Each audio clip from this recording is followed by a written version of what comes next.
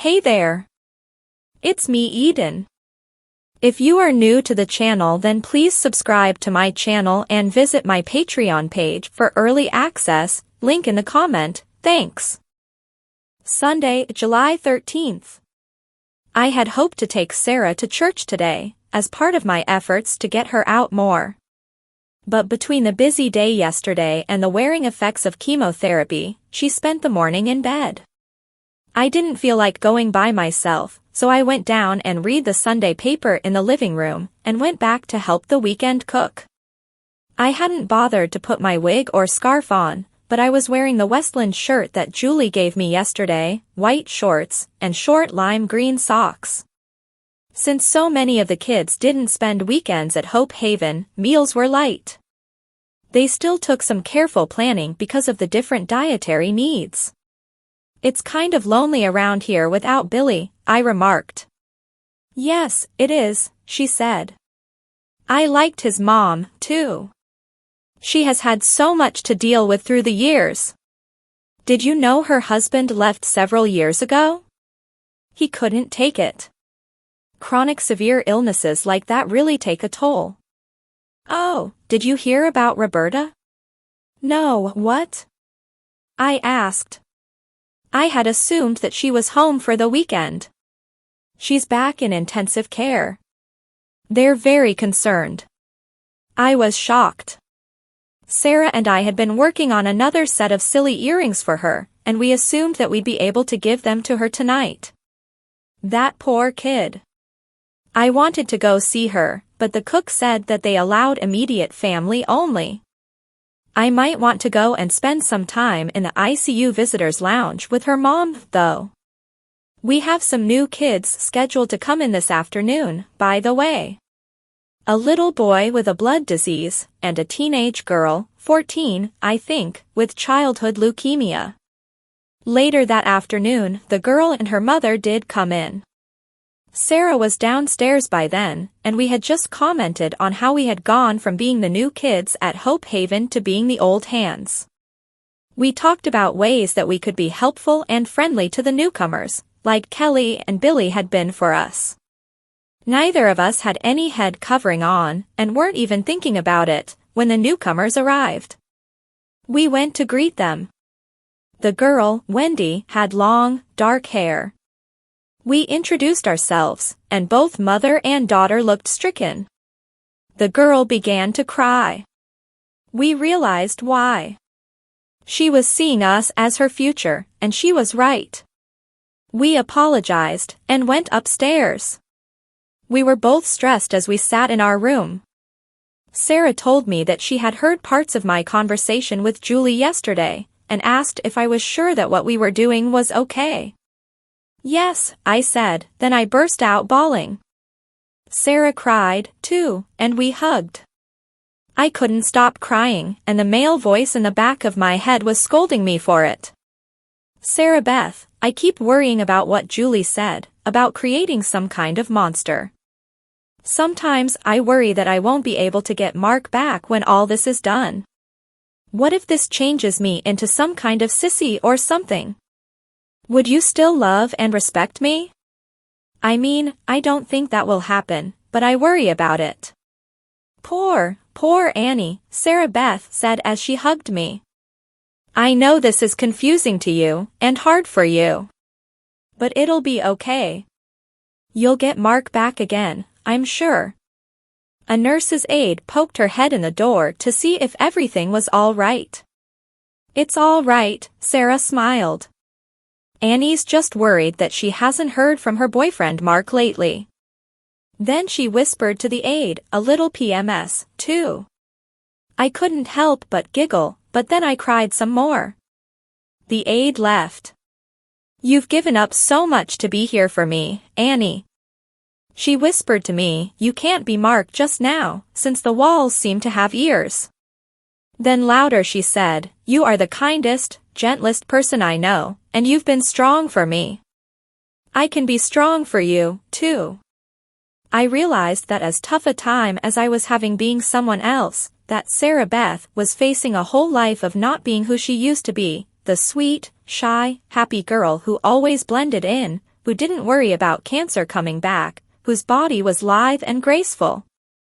Yes, we could keep on being strong for each other. We talked a little longer. Annie, she asked. Is there anybody else you could talk to about this? I'm glad to hear you out, don't get me wrong. But I'm concerned that you are dealing with some feelings you may not want to talk about to me, or even think about to yourself. It might help. Who? I asked. It would be a relief to talk with someone, but if we give away our secret, we'll all be in trouble, and I can't stay with you any longer. Maybe a counselor, or a minister, Sarah thought. They're supposed to keep things confidential, aren't they? Maybe Reverend McGrail at the Presbyterian Church here. She seems like the type who would listen without judging. I agreed to think it over. I really did need to be able to spill my guts to someone, and it was unfair to Sarah that I keep dumping on her. Finally, we made our way downstairs, hair in place, and tried to reassure Wendy and her mother. Monday, July 14th. What about this top and these shorts? Do they work together? I asked Sarah this morning. Oh, Annie, no. Don't you see that those two blues don't work at all together? They don't exactly clash, but they don't look good either. Why don't you wear white shorts? Sarah asked. I wore white shorts yesterday, I responded. When I lived as a boy, picking clothes was much easier. And we didn't get time over the weekend to wash the dark load with my jeans and jean shorts. I know. It's cooler today. Try Miss Kansas. I groaned. Miss Kansas was the nickname we gave to another contribution from Aunt Claire. It was a nicely cut knit dress, ankle length, long sleeves, and high collar. But the problem was the pattern. On a blue background, the dress was covered with big, bright sunflowers. Not exactly the height of teen sophistication, I muttered as I took it off the hanger and slipped it on. Annie, you're not exactly a sophisticated teen, and that's one of the things I love about you. That dress fits your comfortable, cozy personality to a T, Sarah smiled.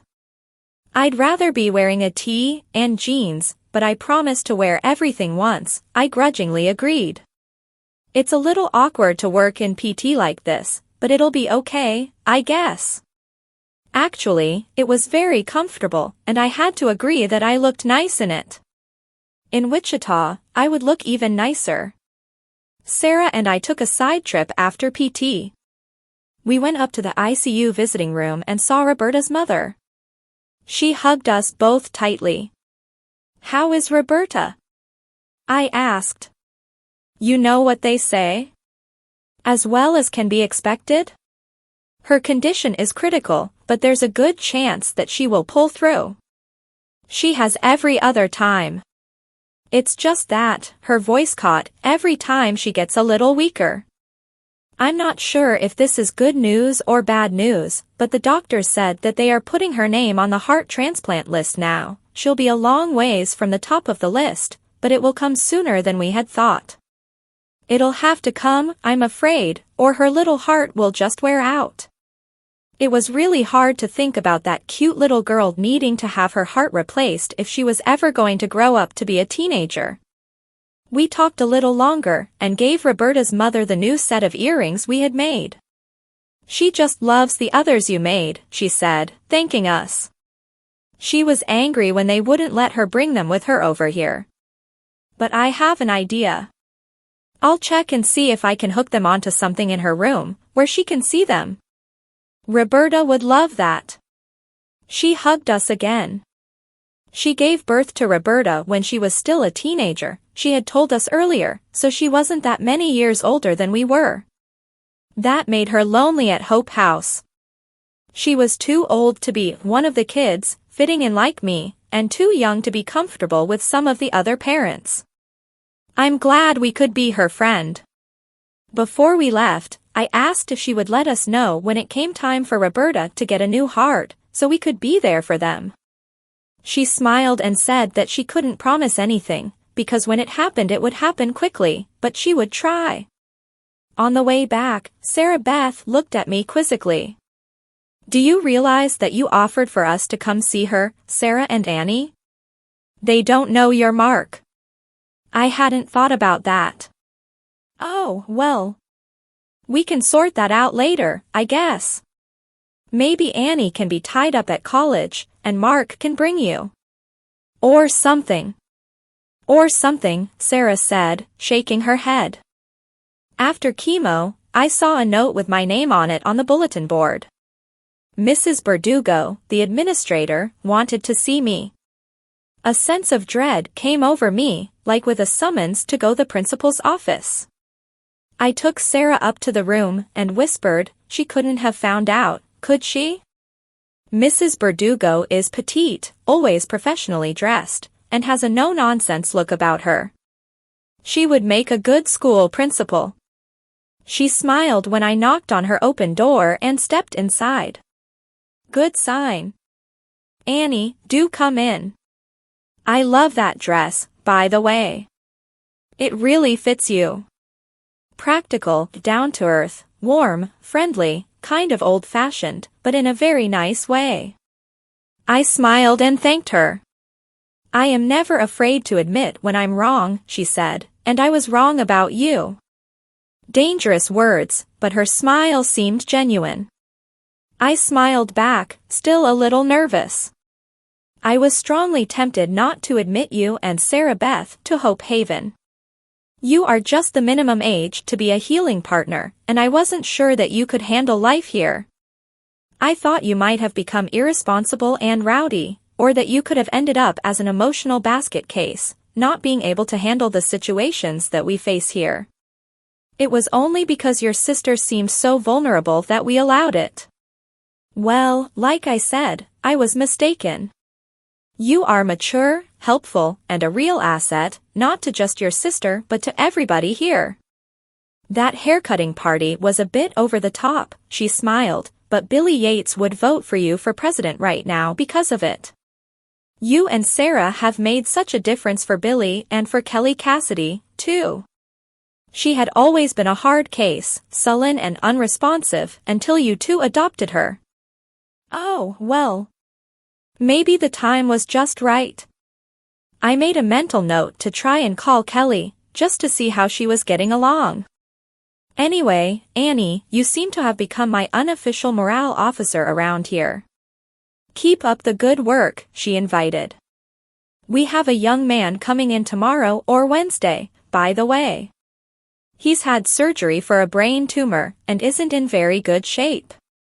Take him under your wing, would you? Sure, I agreed. Sarah let out a big sigh of relief when I came back up smiling, and told her what a sweet, friendly, helpful, old-fashioned girl I was. I knew it all along, she grinned. I lost a nail today, my second since I've been here. I'd hoped they would stay intact for the full 6 weeks. Oh, well. Tuesday, July 14th. It was rainy from the get-go today, scattered thundershowers with just plain showers in between. They run a shuttle from Hope Haven to the Children's Hospital which we usually ignore. Today we just missed it. I was wearing jeans and the printed top I wanted to wear yesterday. So we went back to our room, parked our hair and put on scarves, stuffed a dry set of clothes in a small duffel, and I rolled her across the street through the downpour. I had wrapped plastic around Sarah's leg and across her lap.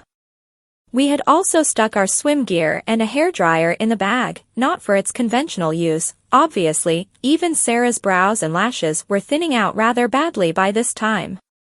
When we arrived at PT, we went swimming, so any dampness around the cushion part of Sarah's prosthesis would have time to dry out.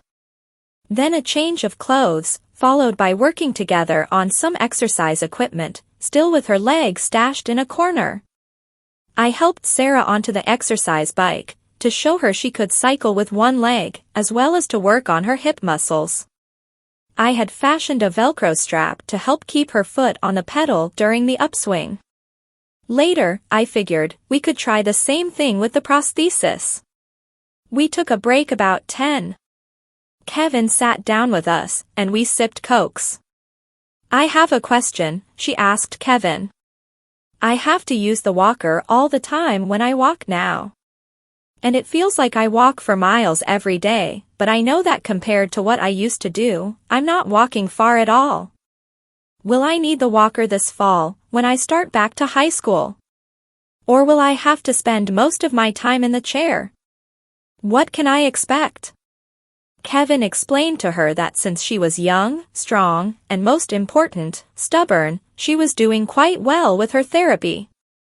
Assuming you stay in good health, and don't have any setbacks, you should be ready to walk when you go back to school.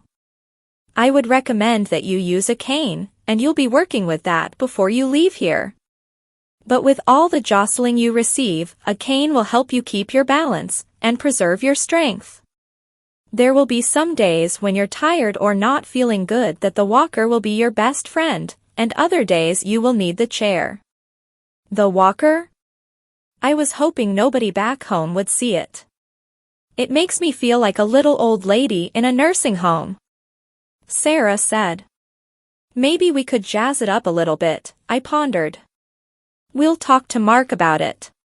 He may have some ideas to make that walker look downright trendy. Kevin went on to explain that it would take Sarah anywhere from 6 to 18 months to achieve her full potential with the prosthesis. Sarah frowned a bit when he said that her gait would never be quite like it was before, but he quickly explained that it wouldn't be nearly as noticeable as she thought it would. Please subscribe for the next part and visit my Patreon page for early access.